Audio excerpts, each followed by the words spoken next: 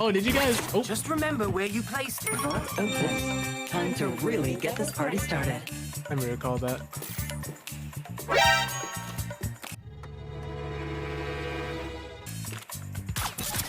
That's not a person. I mean, that's not a woman. Someone might need a bandage over That's a here. black man underneath that skin.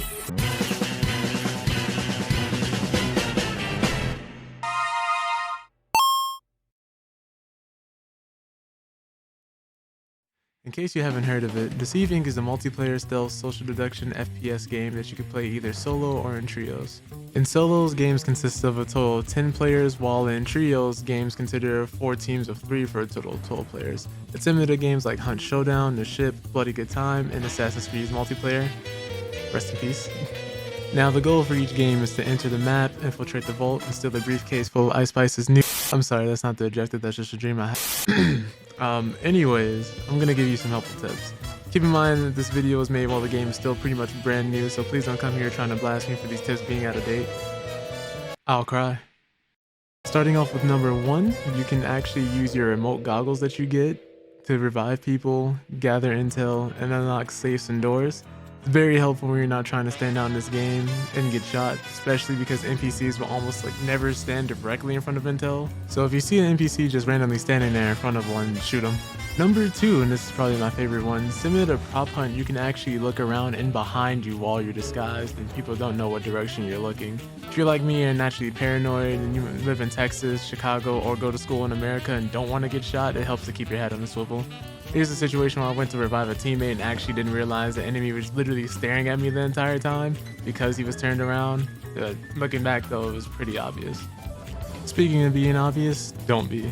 That's tip number 3. Study how the NPCs behave. If you've been playing, you'll notice things like security guards running towards gunshots, civilians running away from them, obviously it's common sense, or just cowering in fear. And there's also the fact that scientists never leave the lab. NPCs typically won't jump and other things like that, but do be careful. The NPCs in this game are actually coded really nicely to throw you off, like they'll randomly sprint, randomly run around, and there is a bug here and there where people randomly kind of do jump. And if you're like me and randomly mistake it for an actual jump, you can kind of shoot an NPC on accident. But they're very random, they sprint from time to time, they'll also move weirdly in the sense of you'll just think they're a player just because of how spastastic the AI is sometimes.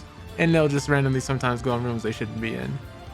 Also, if you're in trios, a good indicator of a team moving together might be a group of NPCs walking at the same exact speed as each other, sprinting together or heading towards a particular objective, so that's always something to watch out for. But naturally, as the game goes on, people are going to get better at hiding these things, especially if they're looking at what things not to do so they don't stick out as much. So there's a good chance you're actually going to get caught out by some sweaty maniac you thought was a robot but really just put 100 hours into the game and knows how the AI reacts. Number 4. Your mom's a... Sorry, I couldn't help myself. But speaking of putting hours into the game, learn your characters. Get to know what their strengths are and their weaknesses, what gadgets pair well with them, the best rangers for their guns, their expertises, passives, all that. Number 5 technically goes with the other tip when learning about NPCs, but be mindful of color-coded rooms and the people you see walking in. There's a security system and a whole tier list for how clearance goes. Essentially, it starts off with civilian, staff, guards, technician/VIP. There are times when certain players will get sloppy, forget, or won't care what they're actually wearing and what disguises they have on when they walk into places where they aren't allowed.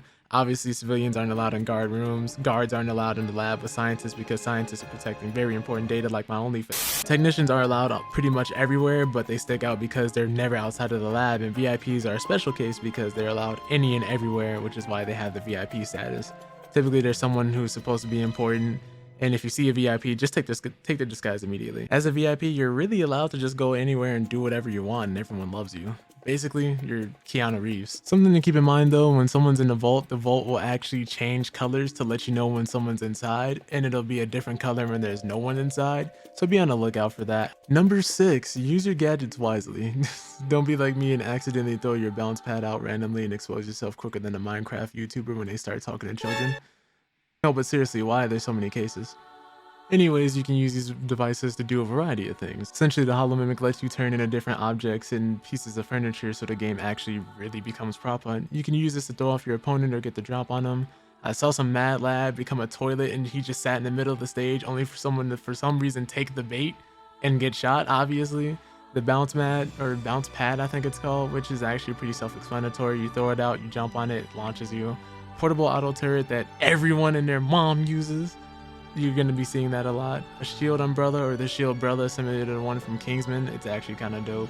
A signal scrambler, traps like the tripwire, the 6ix9ine wire because it starts snitching on people that walk through it. A hack trap, a goo trap, a recon drone that flies around and traces people, which can be actually very useful and annoying because it can distract enemy spies and reveals people when you shoot them with it and it traces them. My personal favorite though is the spyglass, which is simple and seems like it doesn't do much, but it's valuable to me because it lets you obviously revive people from a distance, hack remotely, and really helps you keep cover. Because you can also scan intel and things like that while walking, use it to open safes and really set people up. And there's some real nice opportunities you can really get with that. Number 7, play your way. With so many gadgets and a decent number of starting spies, the game makes it really easy to play any type of way. There's also field upgrades or perks, people just call them one or the other, it really just varies from person to person. But you can find them by opening vaults or different safes around the map, and you can select different ones that'll be there when you actually do find them in the map, which is kind of nice. So it's not complete RNG, you do have some type of control over it. So you can also let someone else do the hard work of gathering them and just run their pockets later like Debo from Friday. But you can also just play fast and speedrun around or rapidly go through the objective and gun everyone else down, or play slowly and methodically like a ghost, sneakily running through the objectives, not being seen, snatch the briefcase, get to the extraction, only to get gunned down by some glue eater at the end of the round. But there's at least 7 different ways the developers intended everyone to play, but truly it feels like the possibilities are endless with this much variety.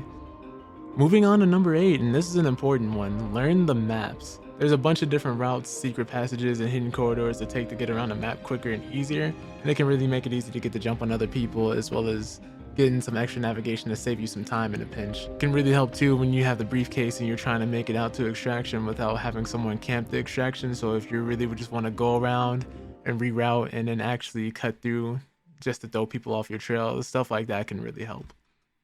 Number 9, know when to work together and when to play solo. This sounds kind of weird, but hear me out. Ideally, everyone wants to coordinate and use teamwork to get the briefcase out and win, but sometimes your teammates work better as meat shields instead of actual teammates. If you notice they get into a gunfight and lose, it's probably not a good idea to immediately go for the revive, because chances are their bodies are being camped, and if you go for the revive, you're going to get put on a t-shirt just like they did. If they're going for an objective, it may help to back them up just in case they get caught out by a rival team or botch the whole thing. Otherwise, you can choose to be more efficient and go for a different objective entirely, just to go for different perks, field upgrades, or different vaults, possible bonuses, extra loot to help you and your team out, or just possibly pick someone off who may be out of position and who may think that there's no one else around. Final tips though, number 10 and 11. During the last phase of extraction, if you're grabbing the briefcase, get as much intel as possible to give yourself more scans. I don't know if the tutorial covered this, I think it does, but just in case it doesn't, I'm covering it. But the higher intel you have when grabbing the briefcase, the more scans you get. Since your location is constantly pinged around every, I think it's 10 seconds if you're walking, a little quicker if you're running, but you can sprint quickly towards one extraction point just to walk around to another and get out that way. It really throws people off, catches them off guard, and it can really make the other teams or other people just kind of like run and immediately move, and it forces them to act when they would have just taken their time and possibly been waiting for objective for you.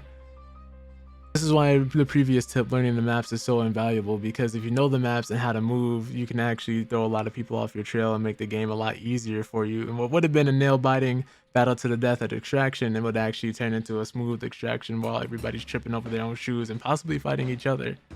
Bonus tip, this one really isn't so much as a tip as it is just a really wholesome fact that I really like about the game. If you play Chavez, I really don't know which one it is, I gotta actually check, but if you notice, use his ability, he'll actually pull out a locket of his family. I believe it's his 2 daughters, and that's what he uses to become invulnerable, and I think that's really wholesome. There's even writing on the little inside of the locket. I forgot what it says exactly, but I thought that was really cool. He's a good dad. But if any of these tips helped you out and at the very least taught you something you didn't know, go ahead and subscribe to the channel. I mainly stream fighting games like Tekken and Street Fighter, King of Fighters. Just typically, if it's a fighting game, I normally play it every Monday and Wednesday, but every Friday I'm looking to run Deceive Inc. or some type of variety game. I really do enjoy this game, and I hope it doesn't end up like Knockout City or Rumbleverse. I said the same thing about Rumbleverse when Knockout City was out, but you know, we're gonna hope that this game is different because it is pretty fun and pretty unique. We need something different. But I do stream on Twitch, Kick, and YouTube at 7 p.m. Typically 6 p.m. on Fridays, but if not 6 p.m., 7 p.m. every Monday, Wednesday, Friday. So if you're looking to run some games, come in on Friday. If you're looking to play some Tekken and run some fighting games, hey, let's do it. But with that all being said, I hope you guys have a wonderful day and or night. You're all wonderful people.